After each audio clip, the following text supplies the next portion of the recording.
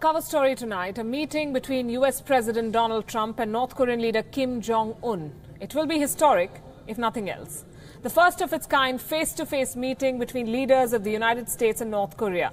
For the past 1 year, these two leaders have traded insults, called each other names, and even threatened to launch a nuclear war. So what led to this change of heart? Our next report explains.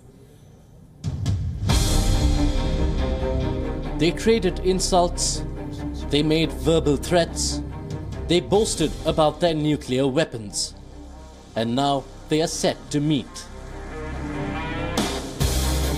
American President Donald Trump has decided to meet North Korean leader Kim Jong-un for an unprecedented summit. The surprise announcement came after a South Korean delegation paid a visit to the White House. After a meeting with Kim Jong-un in Pyongyang, they delivered the North Korean leader's invitation for a face-to-face meeting. I told President Trump that in our meeting, North Korean leader Kim Jong-un said he is committed to denuclearization. Kim pledged that North Korea will refrain from any further nuclear or missile tests. He understands that the routine joint military exercises between the Republic of Korea and the United States must continue. And he expressed his eagerness to meet President Trump as soon as possible. President Trump appreciated the briefing and said he would meet Kim Jong-un by May to achieve permanent denuclearization. In a lot of ways, this diplomatic breakthrough is one of its kind. No sitting US president has ever met a North Korean leader. On the other side, Kim Jong-un, for the very first time, has expressed willingness to hold negotiations over North Korea's nuclear program. Japan has welcomed the talks, but Tokyo wants the global community to maintain its pressure on Pyongyang. 核ミサイルの完全検証可能かつ不可逆的な形での放棄に向けて、北朝鮮が具体的な行動を取るまで最大限の圧力をかけていく。この日米の確固たる立場は決して揺らぐことはありません。4月中にも訪米し、日米首脳会談を行いたいと思います。そのことでも合意をいたしました。The Kim-Trump summit could overturn decades of hostility, but not all are convinced. Some fear the sudden change of heart could just be another ploy of Kim Jong-un. After all, talks have happened before and failed. I think there's a lot of skepticism, though, because, as your correspondent said just a couple of months ago, we were talking about, airstrikes and nuclear war and things like that. And then all of a sudden, whoosh, within 2 months, we're talking about, sort of some kind of final deal on the peninsula. I would be amazed if it all goes that rapidly. A lot of people have been working on this issue for decades and decades. So, I think we all sort of need to sort of slow down a little bit and see what the North Koreans are really offering. The thaw on the Korean peninsula has certainly diffused tensions for now. The war of words between Donald Trump and Kim Jong-un had raised fears of a devastating nuclear war. While the US president mostly used Twitter to unleash his wrath on Pyongyang, last year, President Trump at the United Nations threatened to totally destroy North Korea. The United States has great strength and patience, but if it is forced to defend itself or its allies, we will have no choice but to totally destroy North Korea. Rocket Man is on a suicide mission for himself and for his regime. Kim Jong-un threatened to launch a nuclear war on the United States, even as questions over North Korea's nuclear weapon arsenal remain.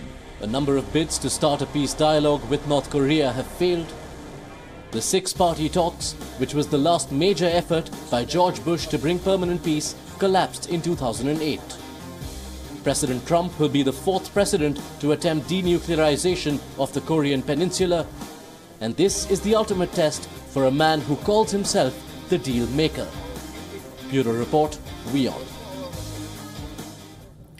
At the center of this deal is the denuclearization of the Korean peninsula. Has such a deal been attempted before?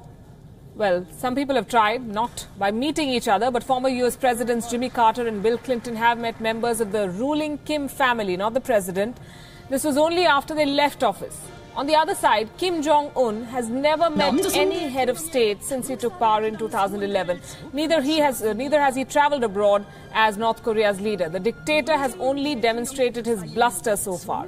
He showed his diplomatic side only recently when he hosted a South Korean delegation in Pyongyang. For the US diplomats too, this is an enigma. Kim Jong-un remains an enigma that they have to learn to crack. There's considerable surprise, hope, and relief here in Seoul over the announcement that Donald Trump and Kim Jong-un are going to meet for nuclear talks in May. There's also a lot of skepticism.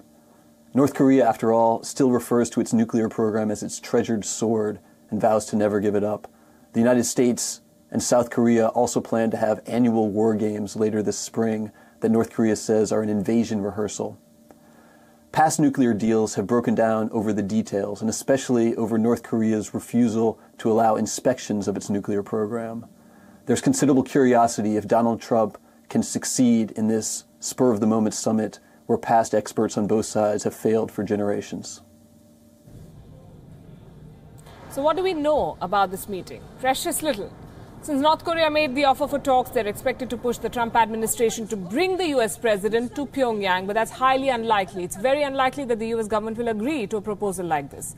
It is possible that the meeting will be held at the Panmunjom Peace House in the demilitarized zone between North and South Korea. Remember, Kim Jong-un is also expected to meet South Korean President Moon Jae-in there next month. But Trump and Kim is another deal altogether. They might agree to meet at a neutral location. We do not know. Here is what we know so far. Kim Jong-un had sent an invite to the US president for talks through the South Korean delegation. That was in Pyongyang just a few days ago. South Korea says that the North is committed to denuclearization. Pyongyang has reportedly halted all nuclear and missile tests for the moment. And according to the South Koreans, North Korea has understood that the military drills between the US and South Korea must continue. But sanctions against Pyongyang are likely to continue too, as the United States and its allies would like to see how the talks pan out. This is also a way for them to put pressure on the North. North Korea has not yet promised to abandon its nuclear weapons program. Experts say that it is unlikely that the two leaders will sign an agreement by the end of the talks, at least the first round. Small but incremental gains will help both sides establish a foundation for further negotiation.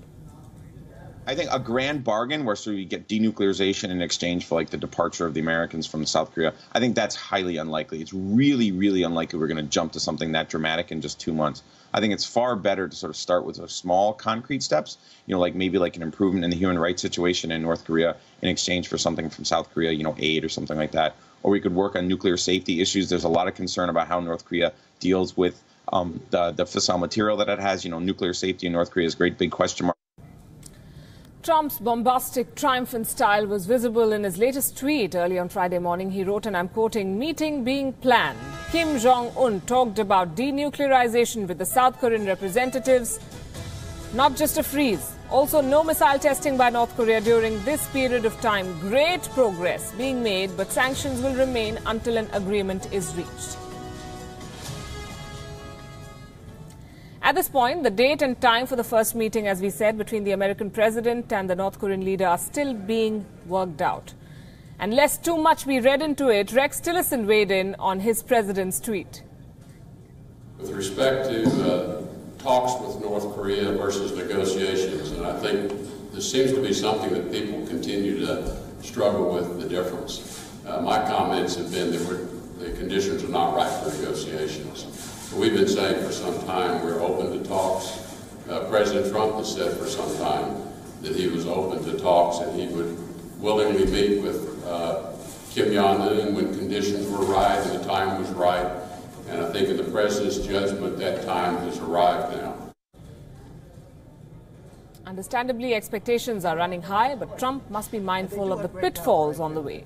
Why, for instance, is Kim Jong-un so agreeable to talks? Some Western reports say sanctions and isolation have forced Kim to try new tactics without changing his underlying strategy. North Korea may no longer seek reunification with South Korea, but it wants to remain a nuclear-armed power.